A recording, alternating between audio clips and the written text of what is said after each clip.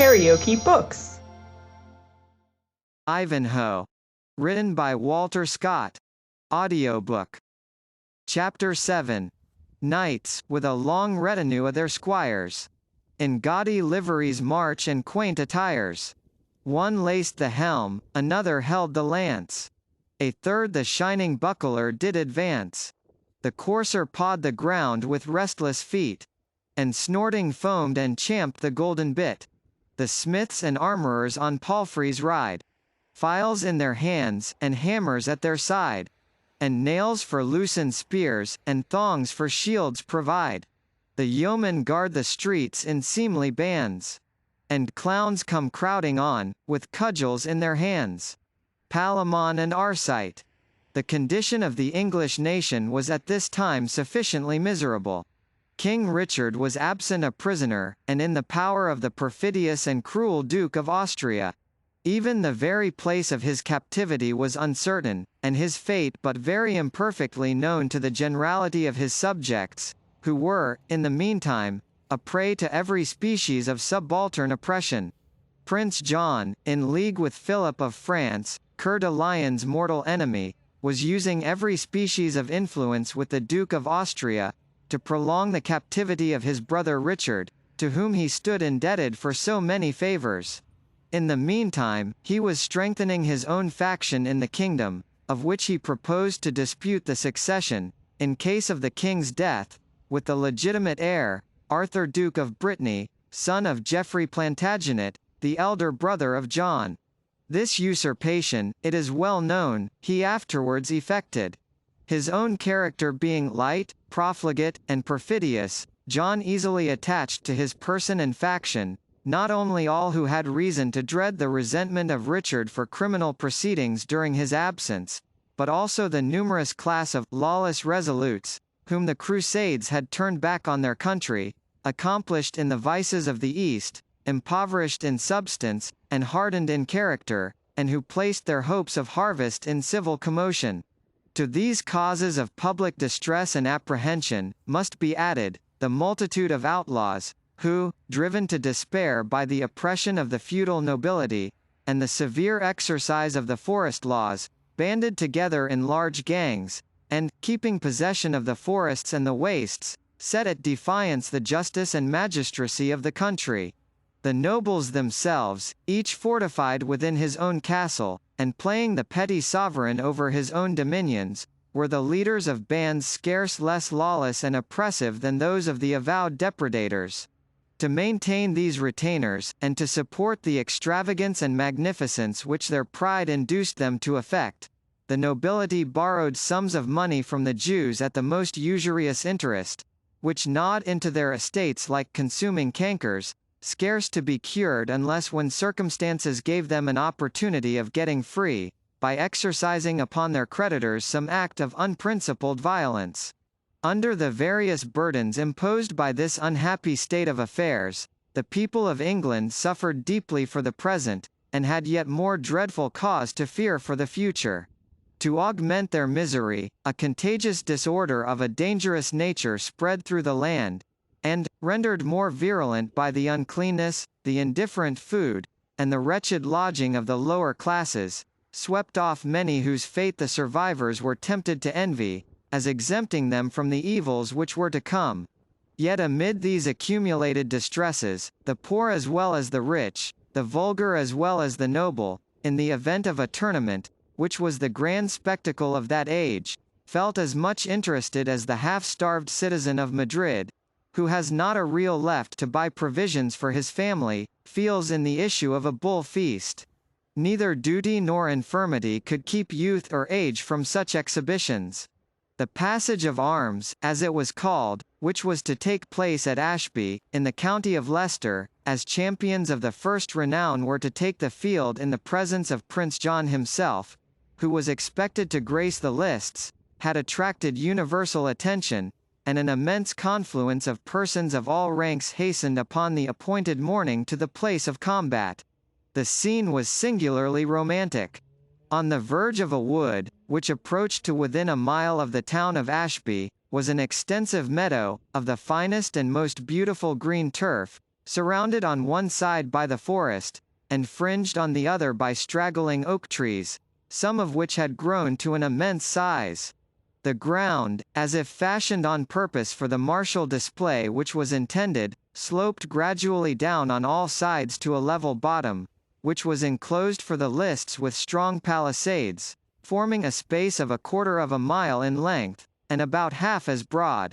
The form of the enclosure was an oblong square, save that the corners were considerably rounded off, in order to afford more convenience for the spectators. The openings for the entry of the combatants were at the northern and southern extremities of the lists, accessible by strong wooden gates, each wide enough to admit 2 horsemen riding abreast. At each of these portals were stationed 2 heralds, attended by 6 trumpets, as many pursuivants, and a strong body of men at arms for maintaining order, and ascertaining the quality of the knights who proposed to engage in this martial game. On a platform beyond the southern entrance, formed by a natural elevation of the ground, were pitched 5 magnificent pavilions, adorned with pennons of russet and black, the chosen colors of the 5 knights challengers. The cords of the tents were of the same color. Before each pavilion was suspended the shield of the knight by whom it was occupied, and beside it stood his squire, quaintly disguised as a salvage or sylvan man, or in some other fantastic dress, according to the taste of his master, and the character he was pleased to assume during the game. The central pavilion, as the place of honor, had been assigned to Brian B. Bois Gilbert, whose renown in all games of chivalry, no less than his connections with the knights who had undertaken this passage of arms, had occasioned him to be eagerly received into the company of the challengers, and even adopted as their chief and leader, though he had so recently joined them. On one side of his tent were pitched those of Reginald Front de Boeuf and Richard de Malvoisin, and on the other was the pavilion of Hugh de Grantmesnil, a noble baron in the vicinity, whose ancestor had been Lord High Steward of England in the time of the Conqueror, and his son William Rufus. Ralph de Vipont, a knight of St. John of Jerusalem, who had some ancient possessions at a place called Heather, near Ashby de la Zouche, occupied the 5th pavilion. From the entrance into the lists, a gently sloping passage, 10 yards in breadth, led up to the platform on which the tents were pitched. It was strongly secured by a palisade on each side, as was the esplanade in front of the pavilions, and the whole was guarded by men at arms. The northern access to the lists terminated in a similar entrance of 30 feet in breadth, at the extremity of which was a large enclosed space for such knights as might be disposed to enter the lists with the challengers, behind which were placed tents containing refreshments of every kind for their accommodation, with armourers, tarriers, and other attendants, in readiness to give their services wherever they might be necessary.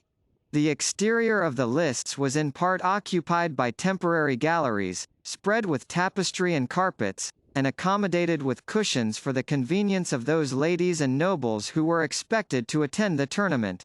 A narrow space, betwixt these galleries and the lists, gave accommodation for yeomanry and spectators of a better degree than the mere vulgar, and might be compared to the pit of a theatre.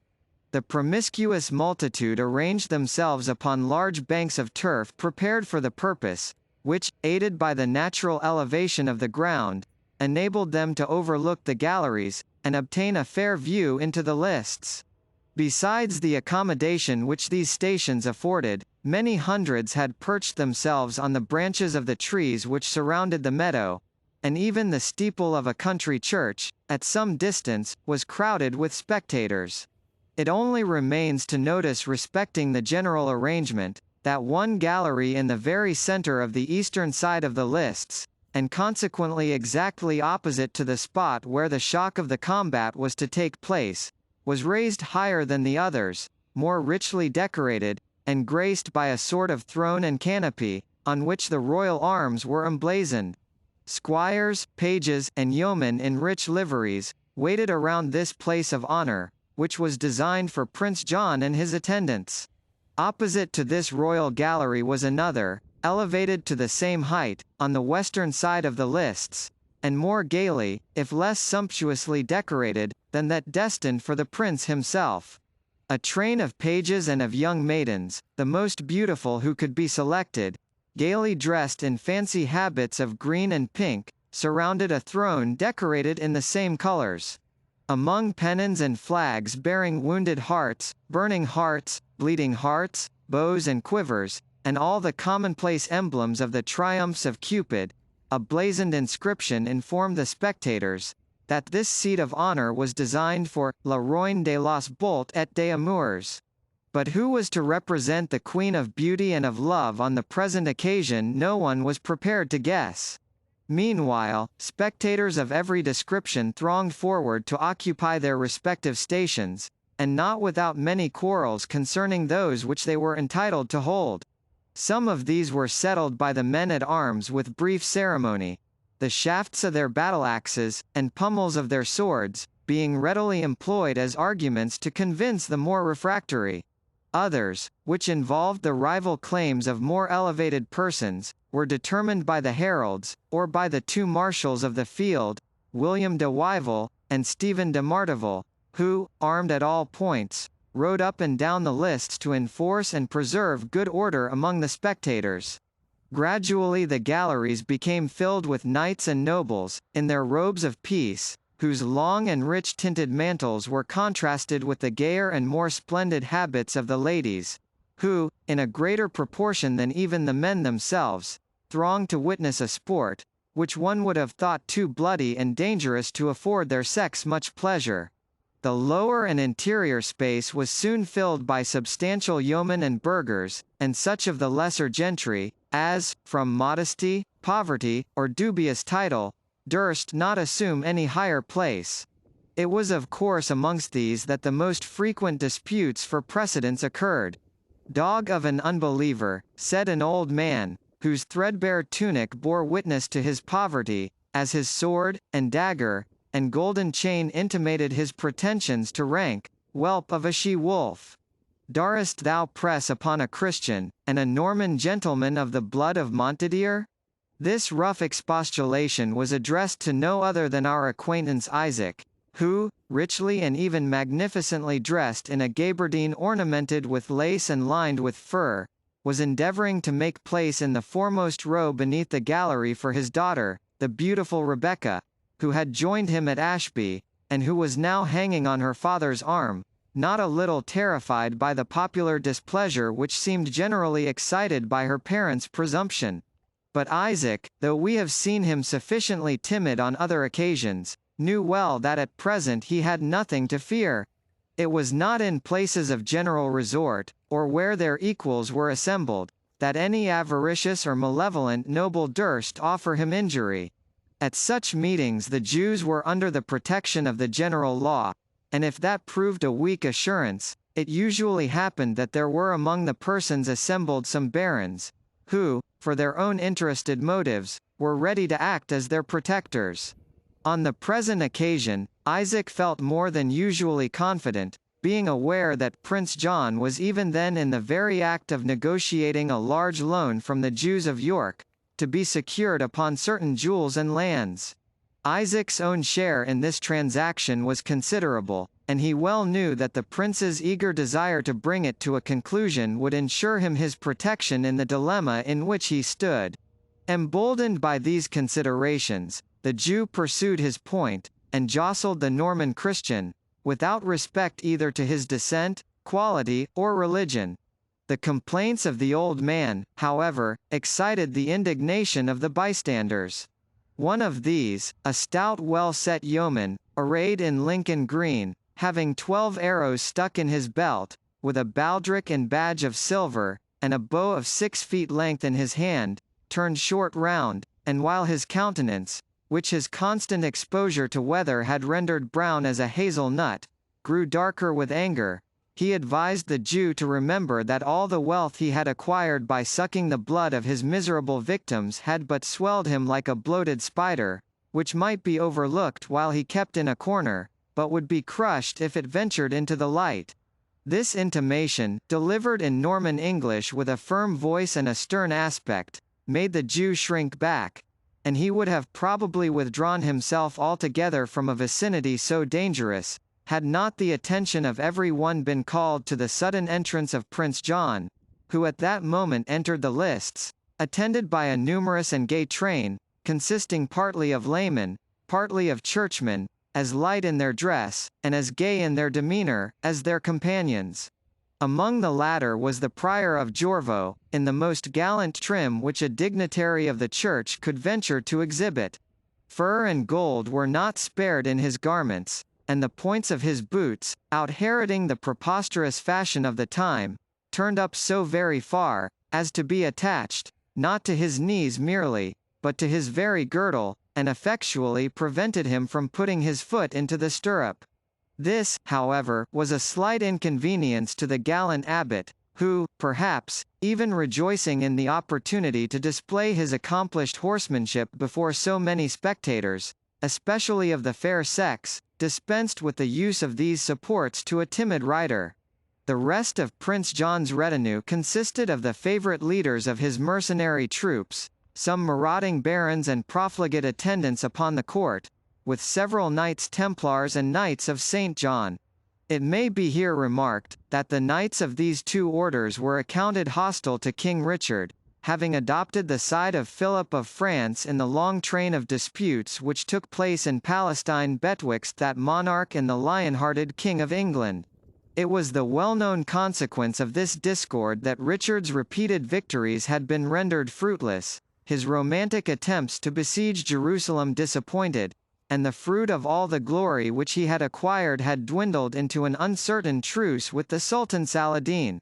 With the same policy which had dictated the conduct of their brethren in the Holy Land, the Templars and Hospitallers in England and Normandy attached themselves to the faction of Prince John, having little reason to desire the return of Richard to England, or the succession of Arthur, his legitimate heir. For the opposite reason, Prince John hated and contemned the few Saxon families of consequence which subsisted in England, and omitted no opportunity of mortifying and affronting them, being conscious that his person and pretensions were disliked by them, as well as by the greater part of the English commons, who feared farther innovation upon their rights and liberties, from a sovereign of John's licentious and tyrannical disposition. Attended by this gallant equipage, himself well mounted, and splendidly dressed in crimson and in gold, bearing upon his hand a falcon, and having his head covered by a rich fur bonnet, adorned with a circle of precious stones, from which his long curled hair escaped and overspread his shoulders, Prince John, upon a grey and high-mettled palfrey, caracoled within the lists at the head of his jovial party, laughing loud with his train, and eyeing with all the boldness of royal criticism the beauties who adorned the lofty galleries. Those who remarked in the physiognomy of the prince a dissolute audacity, mingled with extreme haughtiness and indifference to the feelings of others, could not yet deny to his countenance that sort of comeliness which belongs to an open set of features, well formed by nature, modelled by art to the usual rules of courtesy, yet so far frank and honest, that they seemed as if they disclaimed to conceal the natural workings of the soul.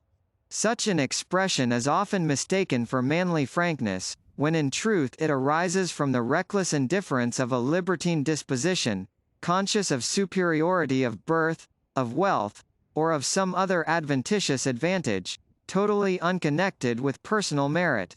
To those who did not think so deeply, and they were the greater number by 100 to 1, the splendor of Prince John's reino, i.e., fur tippet, the richness of his cloak, lined with the most costly sables, his American boots and golden spurs, together with the grace with which he managed his palfrey, were sufficient to merit clamorous applause. In his joyous caracole round the lists, the attention of the prince was called by the commotion, not yet subsided, which had attended the ambitious movement of Isaac towards the higher places of the assembly. The quick eye of Prince John instantly recognized the Jew, but was much more agreeably attracted by the beautiful daughter of Zion, who, terrified by the tumult, clung close to the arm of her aged father. The figure of Rebecca might indeed have compared with the proudest beauties of England, even though it had been judged by as shrewd a connoisseur as Prince John. Her form was exquisitely symmetrical, and was shown to advantage by a sort of Eastern dress, which she wore according to the fashion of the females of her nation. Her turban of yellow silk suited well with the darkness of her complexion. The brilliancy of her eyes, the superb arch of her eyebrows, her well-formed aquiline nose, her teeth as white as pearl, and the profusion of her sable tresses, which, each arranged in its own little spiral of twisted curls, fell down upon as much of a lovely neck and bosom as a samar of the richest Persian silk, exhibiting flowers in their natural colors embossed upon a purple ground, permitted to be visible. All these constituted a combination of loveliness, which yielded not to the most beautiful of the maidens who surrounded her. It is true, that of the golden and pearl-studded clasps, which closed her vest from the throat to the waist, the three uppermost were left unfastened on account of the heat, which somewhat enlarged the prospect to which we allude. A diamond necklace, with pendants of inestimable value, were by this means also made more conspicuous. The feather of an ostrich, fastened in her turban by an agraffe set with brilliants, was another distinction of the beautiful Jewess, scoffed and sneered at by the proud dames who sat above her, but secretly envied by those who affected to deride them. By the bald scalp of Abraham, said Prince John, yonder Jewess must be the very model of that perfection, whose charms drove frantic the wisest king that ever lived. What sayest thou, Prior Aymer? By the temple of that wise king, which our wiser brother Richard proved unable to recover, she is the very bride of the canticles.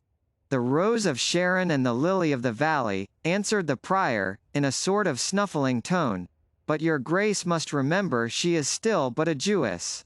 Ay, added Prince John, without heeding him, and there is my mammon of unrighteousness too, the Marquis of Marks, the Baron of Byzance, contesting for place with penniless dogs, whose threadbare cloaks have not a single cross in their pouches to keep the devil from dancing there. By the body of Saint Mark, my Prince of Supplies, with his lovely Jewess, shall have a place in the gallery. What is she, Isaac? Thy wife or thy daughter, that Eastern houri that thou lockest under thy arm as thou wouldst thy treasure casket? My daughter Rebecca, so please your grace, answered Isaac, with a low congee, nothing embarrassed by the prince's salutation, in which, however, there was at least as much mockery as courtesy. The wiser man thou, said John, with a peal of laughter, in which his gay followers obsequiously joined. But, daughter or wife, she should be preferred according to her beauty and thy merits. Who sits above there? He continued, bending his eye on the gallery. Saxon churls, lolling at their lazy length. Out upon them. Let them sit close, and make room for my prince of usurers and his lovely daughter. I'll make the hinds know they must share the high places of the synagogue with those whom the synagogue properly belongs to. Those who occupied the gallery to whom this injurious and unpolite speech was addressed, were the family of Cedric the Saxon, with that of his ally and kinsman, Athelstane of Königsberg, a personage, who, on account of his descent from the last Saxon monarchs of England, was held in the highest respect by all the Saxon natives of the north of England. But with the blood of this ancient royal race, many of their infirmities had descended to Athelstane. He was comely in countenance, bulky and strong in person, and in the flower of his age, yet inanimate in expression, dull-eyed, heavy-browed, inactive and sluggish in all his motions, and so slow in resolution, that the sobriquet of one of his ancestors was conferred upon him, and he was very generally called Athelstane the Unready. His friends, and he had many, who, as well as Cedric, were passionately attached to him, contended that this sluggish temper arose not from want of courage, but from mere want of decision. Others alleged that his hereditary vice of drunkenness had obscured his faculties, never of a very acute order, and that the passive courage and meek good nature which remained behind, were merely the dregs of a character that might have been deserving of praise, but of which all the valuable parts had flown off in the progress of a long course of brutal debauchery. It was to this person, such as we have described him, that the prince addressed his imperious command to make place for Isaac and Rebekah. Athelstane, utterly confounded at an order which the manners and feelings of the times rendered so injuriously insulting, unwilling to obey, yet undetermined how to resist, opposed only the vis inertiae to the will of John, and, without stirring or making any motion whatever of obedience, opened his large grey eyes, and stared at the prince with an astonishment which had in it something extremely ludicrous. But the impatient John regarded it in no such light. "The Saxon porker," he said, "is either asleep or minds me not. Prick him with your lance, de Bracy," speaking to a knight who rode near him, the leader of a band of free companions, or condottieri, that is, of mercenaries belonging to no particular nation, but attached for the time to any prince by whom they were paid. There was a murmur even among the attendants of Prince John, but de Bracy, whose profession freed him from all scruples, extended his long lance over the space which separated the gallery from the lists, and would have executed the commands of the prince before Athelstane the Unready had recovered presence of mind sufficient even to draw back his person from the weapon, had not Cedric, as prompt as his companion was tardy, unsheathed, with the speed of lightning, the short sword which he wore, and at a single blow severed the point of the lance from the handle. The blood rushed into the countenance of Prince John. He swore one of his deepest oaths, and was about to utter some threat corresponding in violence, when he was diverted from his purpose, partly by his own attendants, who gathered around him conjuring him to be patient, partly by a general exclamation of the crowd, uttered in loud applause of the spirited conduct of Cedric. The prince rolled his eyes in indignation, as if to collect some safe and easy victim, and chancing to encounter the firm glance of the same archer whom we have already noticed, and who seemed to persist in his gesture of applause, in spite of the frowning aspect which the prince bent upon him, he demanded his reason for clamouring thus. "I always add my hollow," said the yeoman, "when I see a good shot, or a gallant blow." "Say'st thou?" answered the prince. "Then thou canst hit the white thyself, I'll warrant." "A woodsman's mark, and at woodsman's distance, I can hit," answered the yeoman. "And Wat Tyrrell's mark, at 100 yards," said a voice from behind, but by whom uttered could not be discerned. This allusion to the fate of William Rufus, his relative, at once incensed and alarmed Prince John. He satisfied himself, however, with commanding the men-at-arms, who surrounded the lists, to keep an eye on the braggart, pointing to the yeoman. "By Saint Grizzle," he added, "we will try his own skill, who is so ready to give his voice to the feats of others." "I shall not fly the trial," said the yeoman, with the composure which marked his whole deportment. "Meanwhile, stand up, ye Saxon churls," said the fiery prince, "for, by the light of heaven, since I have said it, the Jew shall have his seat amongst ye." "By no means, an it please your grace, it is not fit for such as we to sit with the rulers of the land," said the Jew, whose ambition for precedence, though it had led him to dispute place with the extenuated and impoverished descendant of the line of Montdidier, by no means stimulated him to an intrusion upon the privileges of the wealthy Saxons. "Up, infidel dog, when I command you," said Prince John, "or I will have thy swarthy hide stripped off, and tanned for horse furniture." Thus urged, the Jew began to ascend the steep and narrow steps which led up to the gallery.